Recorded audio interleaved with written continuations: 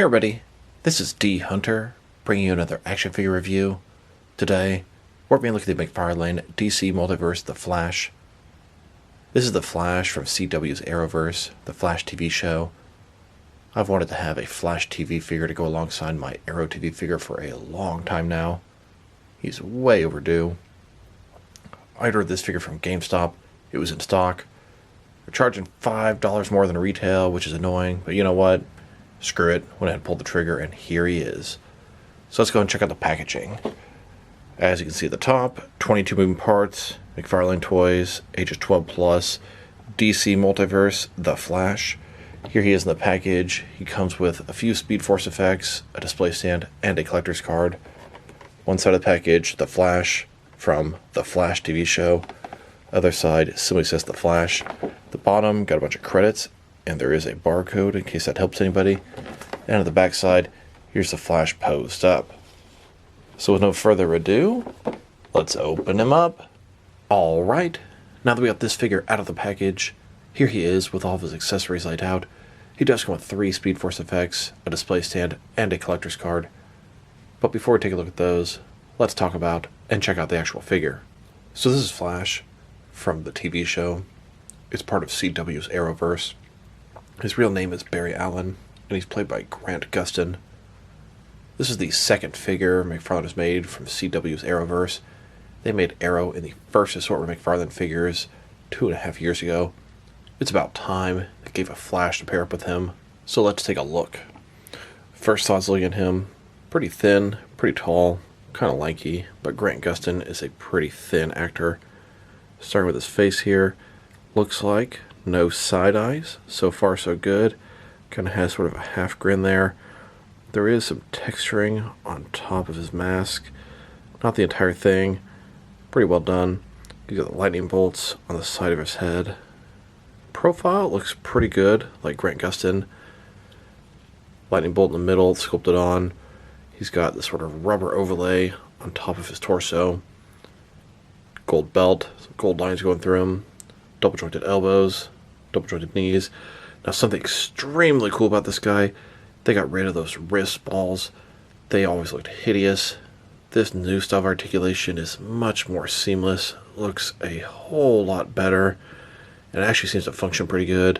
Can rotate, and it seems to turn the two pieces independent of each other. I'd say it's a big improvement, and they did pretty much the same thing on the ankles, got rid of those giant ball joints. Looks a lot more seamless. Maybe not quite as good as what they did on Grifter, but a huge improvement nonetheless. I love the fact that McFarlane is constantly improving their figures. Very nice job.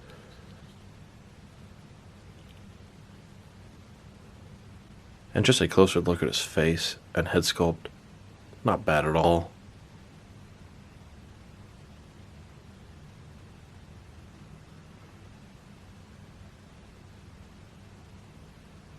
Now about the only thing I don't like on this figure at first glance is going to be this sort of soft goods overlay on his torso. I mean, it looks just fine the way it is, but the top points are not exactly even. If you look from the top, you can kind of see a little gap in there. I mean, you have to be looking down from the top, but it can be noticeable and annoying. Now let's take a look at his accessories, and let's start off with the boring stuff. Here's his display stand. Typical McFarlane stand. Black perfect circle. Says DC at the bottom. It's got one peg for the peg holes on his feet. Very thin. Very basic. Now let's look at his collector's card. As you can see, it's an image of the Flash figure. He's holding the Speed Force effect. The Flash from The Flash. The backside, there is a description. If you want to read that, go ahead and pause now. Now let's look at his Speed Force effects. He has 2 that he can hold, and then he has 1 that'll go around his torso area. This one's for his torso. Sort of a bendable material. It's got a lot of give to it. Then you got these 2 pieces he can hold. Kind of like lightning bolts. Seems like sort of an odd way to do a Speed Force effect, to have him hold it in his hand. Here's a Flash with no Speed Force effects. And here, with a Speed Force effect attached to his torso. And here he is, in a running pose. And here he is in a running pose with all 3 Speed Force effects attached. I do find his handheld Speed Force effects a little odd. Looks like some sort of lightning bolts he's throwing. Like I said, I found the handheld Speed Force effects to be kind of odd.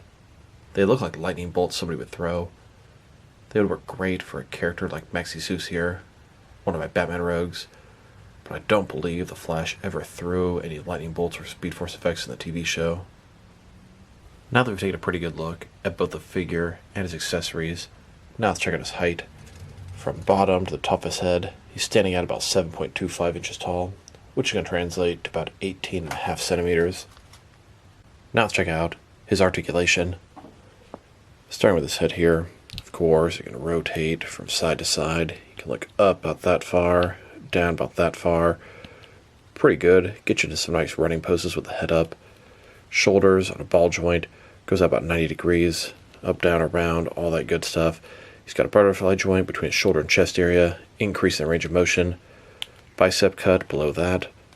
Double jointed elbows, they go all the way in. His wrist, I'm very pleased with what I'm seeing. Can rotate, and it's going to be hinged as well. It's sort of split down the middle, and that's how the hinge works. I'd say it's far superior to those ugly ball joints. For whatever reason, they were always way too big. They were never sunk in properly. This looks much more seamless. His torso's got a ball joint, rotate around, go forward and back. Another one at his waist, rotate around, forward and back. He's got this sort of soft goods overlay. Cover the joint, but still looks kind of rough right here. Legs, complete does splits. Not a ball joint, but a similar type concept. Rotation is pretty much non-existent. Legs go forward about that far. Back, not too much. Double jointed knees. Then his ankles, very similar to his wrists. Not the ball joint, the ugly one they used to have. Forward, back. Rotate. Tilt. Rock. It does have point of articulation up here and down here. And he also has toe articulation. Now let's switch to a different street city type setup. Here's the Flash running through Central City. Here's a side view of the Flash running using the Speed Force. And one last close-up of the Flash. Here's Flash chasing after one of his nemesis, Zoom, from the TV show. Another speedster. Here's Flash running away from the TV shows Captain Cold and Heatwave, working together to try to take down Flash. And finally, here's Flash fighting the TV show version of King Shark. Now let's check him out next to some other action figures, starting off with some other McFarlane DC Multiverse figures. Here's Flash next to Arrow. Arrow's the one that started this entire CW Arrowverse. Started off strong and has gotten quite watered down by this point. I believe that Flash and Lois and Clark are the only shows that are still on. Then, here's Flash next to my most recent McFarlane DC Multiverse release, another speedster. This is Godspeed, but he's not from the TV universe. He's from the Rebirth comics. I got both these figures at GameStop.com. They're in stock right now. Now let's check them out next to some other Flash and speedster figures. Here he is with the Ezra Miller Flash from Zack Snyder's Justice League, another live-action version of the Flash, and these guys have interacted before on the Flash TV show. Then, next to the DC Rebirth Flash, and here, next to the Injustice 2 Flash. Then, next to the Justice League Unlimited Flash. And now, with the DC Rebirth Wally West Flash. Here are all of the McFarlane DC Multiverse Flash figures they've made so far. We've got a total of 9 of them, and I'm not aware of any new Flash figures on the leaked list. Then, with some other speedster characters, all villains, we've got Red Death, Reverse Flash, and Godspeed. Hoping McFarlane gives us a zoom. Here are all the different McFarlane DC Multiverse speedster figures they've made. We have a total of 14 of them. Didn't realize how many they'd made. Now let's check them out next to some other recently released McFarlane DC Multiverse figures. Here he is next to a couple of Mortal Kombat 11 Jokers. Then, next to Batman Beyond's Unmasked Batwoman and the Atomic Edition of Blight.